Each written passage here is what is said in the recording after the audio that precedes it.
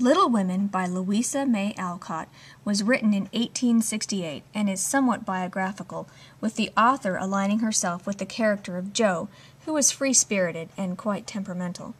Her father encouraged her to write a novel for a young audience, depicting the triumph of goodness and all-forgiving love versus selfishness and anger. When her publisher asked her to write a girl's book, she reluctantly complied, and wrote it without rewriting or rethinking a word in a little over a month. The original 2,000 copies sold out immediately, and she wrote a sequel. They are published together as one book, perhaps that's why it's so big, at 643 pages.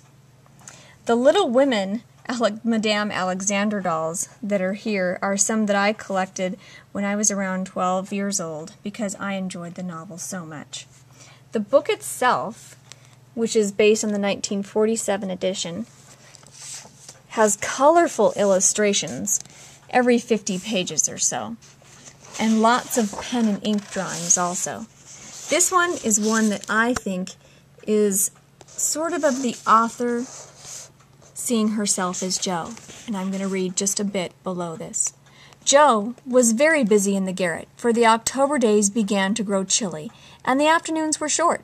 For 2 or 3 hours the sun lay warmly in the high window, showing Jo seated on the old sofa, writing busily with her papers spread about on an open trunk before her, while Scrabble the pet rat promenaded the beams overhead, accompanied by his oldest son, a fine young fellow, who was evidently very proud of his whiskers. Quite absorbed in her work, Jo scribbled away until the last page was filled, when she signed her name with a flourish and threw down her pen, exclaiming, "There! I've done my best. If this won't suit, I shall have to wait until I can do better."